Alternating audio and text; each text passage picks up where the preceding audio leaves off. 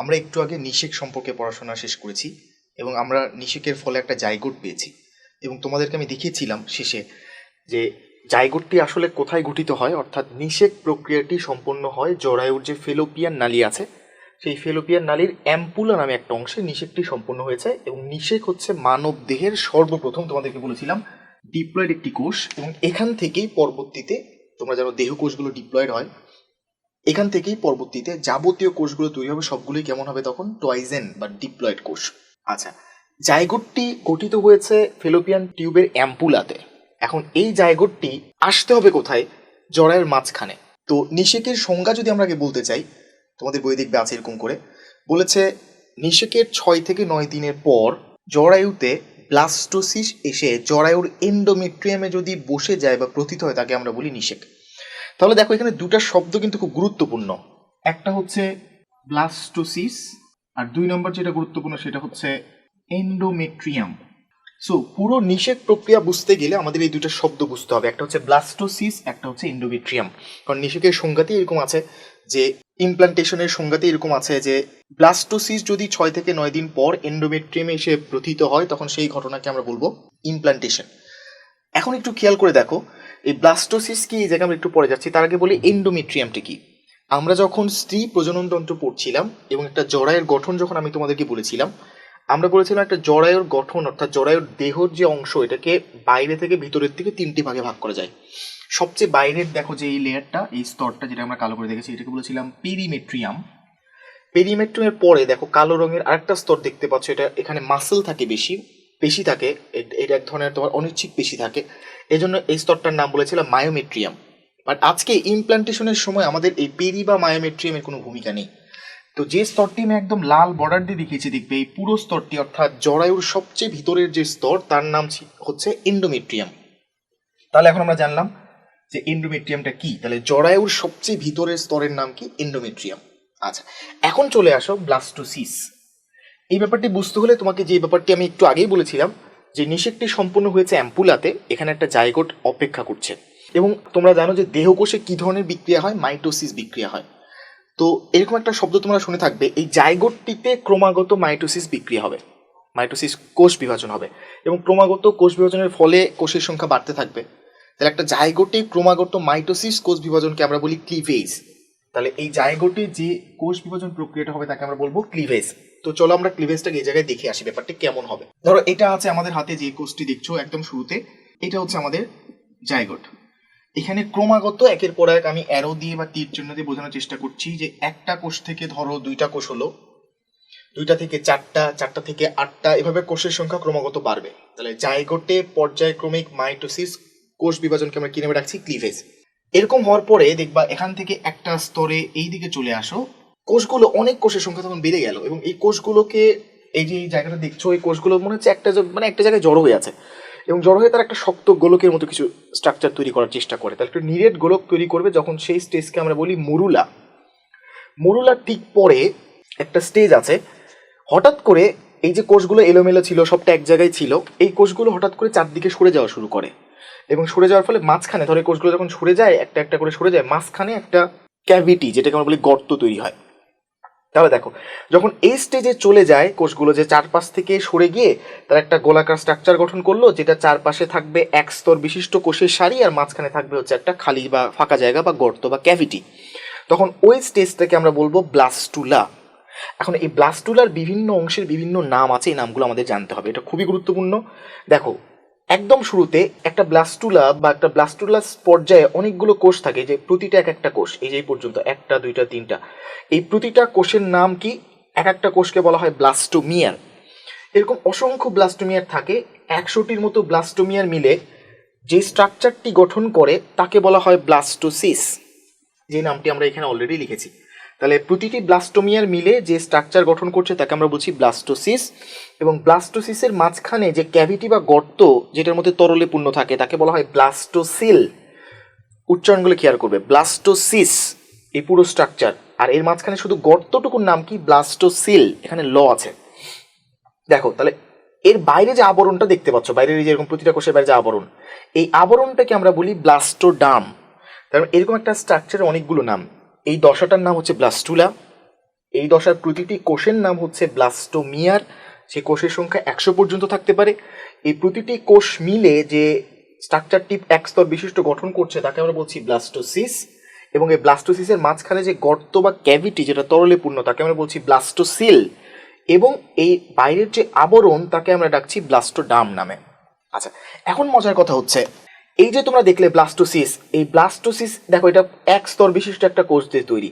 তাহলে এই যে পুরো কোষস্তরটা তুমি দেখছো, এই যে পুরো কোষস্তরটা তুমি দেখছো, এই কোষস্তরকে আবার বলা হয়, একটা নাম দেওয়া হয়, তাকে বলা হয় ট্রফোব্লাস্ট। এই নামটা খুব গুরুত্বপূর্ণ, ট্রফোব্লাস্ট।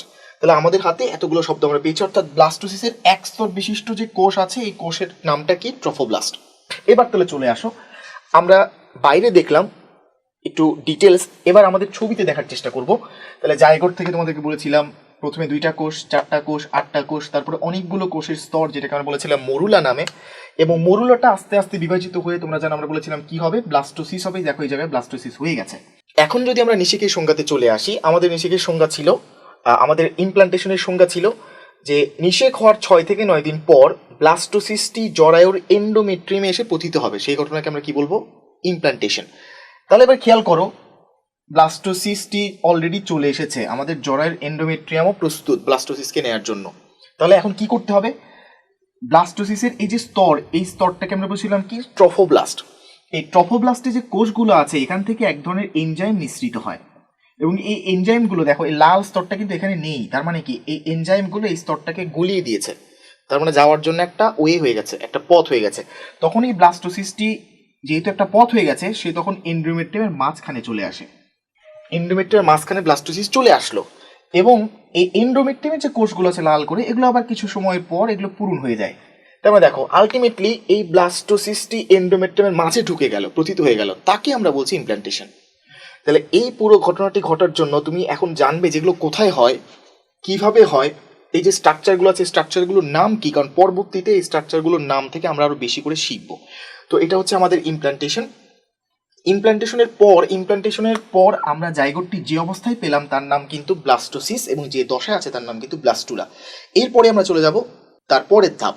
তবে এখানে একটা জিনিস খেয়াল রাখতে হবে, দেখো এই জাইগোট থেকে একটা ব্লাস্টোসিস পর্যন্ত আসা পর্যন্ত, অর্থাৎ একটা জাইগোট থেকে আস্তে আস্তে কোষের সংখ্যা বাড়ছে, একটা সময় এখান থেকে একটা ভ্রূণ গঠিত হবে। তো যে প্রক্রিয়ায় একটা জাইগোট থেকে ভ্রূণ গঠিত হয় তাকে বলা হয় এমব্রায়োজেনেসিস।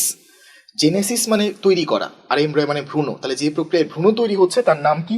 ব্রায়োজেনেসিস। এবং এই এমব্রায়োজেনেসিস নিয়ে আবার যে শাখায় আলোচনা করা হয় বা পড়াশোনা করা হয় তার নাম এমব্রায়োলজি। তোমরা যদি কখনো মেডিকেলে পড়তে যাও দেখবে ফার্স্টে এরকম একটা সাবজেক্টই থাকে এমব্রায়োলজি। ওখানে শুধু একটা বাচ্চা বা একটা জাইগোট থেকে কিভাবে একটা বাচ্চা তৈরি হয় সেই পর্যন্ত আলোচনা করা হয়। তাহলে সেটাকে আমরা কি বলবো? এমব্রায়োজেনেসিস। আর ওই বিজ্ঞানটাকে আমরা বলবো এমব্রায়োলজি। তাহলে এই এমব্রায়োজেনেসিসের ফার্স্ট ধাপটা ছিল কি? আমরা এই যে ব্লাস্টোসিস পর্যন্ত কিন্তু এসেছি। এরপরে আমরা চলে যাব দ্বিতীয় যে ধাপটি আছে সেই ধাপ। আমরা ইমপ্ল্যান্টেশনের শেষ পর্যায়ে যেখানে ছিলাম, জরায়ুর এন্ডোমেট্রিয়ামে ব্লাস্টোসিস প্রথিত হয়ে গেছে, এবং আমরা বলেছিলাম ওখানে এসে ক্লিভেজের যে ধাপটি ছিল সেটা আমরা পেয়েছিলাম ব্লাস্টুলা। ক্লিভেজের পরবর্তী যে ধাপটি আছে তাকে আমরা বলি গ্যাস্ট্রুলা। বা এই গ্যাস্ট্রুলা ধাপে পৌঁছানোর আগ পর্যন্ত বেশ বড় একটা পরিবর্তন হয়ে যায়, এবং যে পরিবর্তনটির কারণেই এই মানব দেহের সারা যে অঙ্গ প্রত্যঙ্গগুলো আমরা দেখতে পাচ্ছি সবগুলো তৈরি হয়।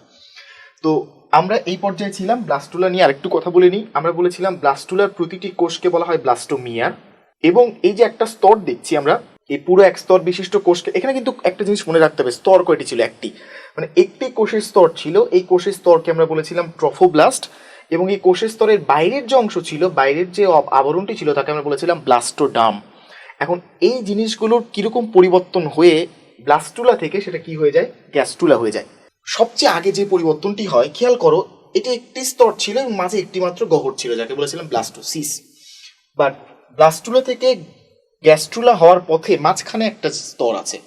দেখো কোষের স্তরগুলো কিন্তু এখনো এক সারি বিশিষ্টই আছে, বাট একটু খেয়াল করলে দেখা যাবে ঠিক এই জায়গাতে এসে কোষের স্তরটি মনে হচ্ছে একটু ভিতরের দিকে উঠে যাচ্ছে, মানে এখানে আলাদা করে একটা স্তর সৃষ্টি হওয়ার পর্যায়টা চলছে। যখনই এই স্তরটা এখান থেকে উঠে গেল তখন এখন নতুন করে আর একটা গহ্বর কিন্তু এখানে সৃষ্টি হবে, একটা ক্যাভিটি সৃষ্টি হওয়ার একটা সম্ভাবনা দেখা দিচ্ছে। এখনো হয়নি, বাট হওয়ার একটা সম্ভাবনা দেখা দিচ্ছে। তো এই ধাপটি যাওয়ার কিছুদিন পরেই এই যে কোষের স্তরটি দেখছো এটি আরো উপরের দিকে উঠে যায়, এবং মাঝখানে একটা যে যে ছবিটা আমি ঠিক পরেই তোমাদের জন্য দেখানো হয়েছে, তার মানে এই যে কোষের স্তরটি দেখেছিলে যেটা উপরের দিকে উঠে গেল, কারণ ভিতরের দিকে অনেকটা প্রবেশ করে গেল, তখন যে মজার ব্যাপারটি হয় খেয়াল করো, তখন কিন্তু আর কোষের স্তর একটা থাকলো না। এই যে তুমি একটা দেখছো কোষের স্তর বাইরে, একদম বাইরের যে আবরণটি দেখছো, তাহলে এই যে যেটা আমরা বলেছিলাম ব্লাস্টোডামের যে আবরণটি ছিল, ব্লাস্টোডামের একদম বাইরের যে আবরণটি ছিল, এই যে এই আবরণটি, এটাকে তখন আমরা একটা নতুন নামে ডাকা শুরু করি, তাকে আমরা বলি একটোডাম। একটো মানে বাইরের জিনিস, ডাম মানে আবরণ, তাহলে একদম বাইরের আবরণকে আমরা কি নামে ডাকি? একটোডাম। এই একটোডাম থেকে শরীরের আমাদের অঙ্গের বাইরের যে অঙ্গ প্রত্যঙ্গগুলো আছে, আমরা একটু পরেই পড়বো, সেগুলো পরবর্তীতে তৈরি হয়। খেয়াল করো, এই যে ব্লাস্টোমিয়ার গুলোর একদম ভিতরের যে আবরণ, এই যে এই আবরণটা দেখছো, এই আবরণকে তখন আমরা কি নামে ডাকবো? এই যে আবরণটা দেখছো এটাকে বলবো এন্ডোডার্ম, অর্থাৎ এটা হচ্ছে ভিতরের আবরণ। তাহলে এই একটোডাম এবং এন্ডোডামের মাঝখানে লাল করে যে আবরণটা দেখছো বা যে স্তরটি দেখছো, তাকে আমরা বলছি মেসোডাম। তাহলে আমরা দেখতে পেলাম ব্লাস্টুলা থেকে গ্যাস্টুলা পর্যায়ে যাওয়ার সময় এখানে একটা স্তর ছিল, বাট এখানে কয়টা স্তর হয়ে গেল? তিনটা। এই যে তিনটা স্তর দেখছো, কোনো কোনো প্রাণীতে আবার দুইটা স্তরও হয়, কোনো কোনো প্রাণীর মেসোডাম থাকে না, যেমনটি তোমরা হাইড্রাতে পড়েছো। নিটেরিয়া পর্বের প্রাণীদের দ্বিস্তরী প্রাণীদের কিন্তু মেসোডামটির পরিবর্তে মেসোগ্লিয়া থাকে, তোমরা একটু জানো। তাহলে এই যে স্তরগুলো তোমরা দেখলে, এই স্তরগুলোকে বলা হয় ভ্রূণীয় স্তর, যার নাম জার্মিনাল লেয়ার। এই নামটা তোমাদের একটু মনে রাখতে হবে, ভ্রূণীয় স্তর, ইংলিশ নাম হচ্ছে জার্মিনাল লেয়ার। তাহলে দেখো, মানুষের এরকম ভ্রূণীয় তিনটা স্তর তৈরি হয়, একটা হচ্ছে একটোডাম, একটা মেসোডাম, এন্ডোডাম। এই জন্য মানুষকে বলা হয় ত্রিভ্রূণীয় স্তরী বা ট্রিপ্লোব্লাস্টিক প্রাণী। নিডারিয়া পর্বের প্রাণীদের ক্ষেত্রে যেহেতু মেসোডাম তৈরি হয় না, তাদেরকে বলা হয় ডিপ্লোব্লাস্টিক বা দ্বিভ্রূণীয় স্তরী প্রাণী। তোমাদের আমি আগেই বলেছি এই তিনটা ভ্রূণীয় স্তর থেকে পরবর্তী সময়ে বিভিন্ন অঙ্গের তৈরি হবে। আচ্ছা, এবার একটু খেয়াল করো, এই যে যখন এই ব্যাপারটি ভিতরের দিকে চলে গেল, তখন মাঝখানে এখানে দেখো একটা ক্যাভিটি, নতুন একটা ক্যাভিটি কিন্তু তৈরি হলো, যদিও সেই ক্যাভিটির একটি প্রান্ত কি আছে? খোলা মুখ আছে। তাহলে নতুন যে ক্যাভিটি তৈরি হলো, এটাকে বলা হয় আর্কেন্টেরন গহ্বর। এবং এই ক্যাভিটি থেকেই ফিউচারে আমাদের যে পৌষ্টিকতন্ত্র আছে, এখানে যে একটা ক্যাভিটি আছে, এই ক্যাভিটি কিন্তু এই আর্কেন্টেরন গহ্বর থেকেই তৈরি হয়। এবং এই ক্যাভিটির নিচে যে ছিদ্র দিয়ে পরিবেশের সাথে সংযোগ রক্ষা করে, তাকে বলা হয় ব্লাস্টোপোর। এই কোষগুলোর নাম ছিল ব্লাস্টোমিয়ার, আর পোর মানে হচ্ছে ছিদ্র। অর্থাৎ ব্লাস্টোপোর কোষের মাঝখানে যে নতুন ছিদ্র তৈরি হয়েছে বা একটা জায়গায় তৈরি হয়েছে, তাকে আমরা বলছি ব্লাস্টোপোর। তাহলে একটা গ্যাস্ট্রুলা ধাপের সবচেয়ে গুরুত্বটা কোথায়? সবচেয়ে বেশি গুরুত্ব এই ধাপটার হচ্ছে এখানে তিনটা ভ্রূণীয় স্তর তৈরি হয়। যে ভ্রূণীয় স্তর থেকে এর পরবর্তী একটা ধাপ আছে অর্গানোজেনেসিস। অর্গান মানে অর্গান, আর জেনেসিস মানে তৈরি করা। তারপরে এই পরবর্তী এই তিনটা ধাপ থেকেই শরীরের বিভিন্ন অর্গানগুলো তৈরি হবে। এবং আরেকটা গুরুত্বপূর্ণ ধাপ হচ্ছে এখানে একটা আর্কেন্টেরন গহ্বর, যেটা ফিউচারে বা ভবিষ্যতে পরিপাকতন্ত্র তৈরিতে সাহায্য করবে। সো আমরা দেখলাম একটা জাইগোট থেকে কিভাবে একটা পর্যায়ে আমরা পৌঁছে গেলাম, যেখানে আমরা তিনটা ভ্রূণীয় স্তর পাচ্ছি, এবং এই ভ্রূণীয় স্তর থেকে এই অর্গানোজেনেসিসের মাধ্যমে ভবিষ্যতের জন্য আমরা যে অঙ্গগুলো আমরা দেখছি সেগুলো আবার তৈরি হবে। তো আমরা এখন সেই ব্যাপারটি নিয়ে কথা বলবো, যে কোন ভ্রূণীয় স্তর থেকে কোন অঙ্গগুলো তৈরি হয়।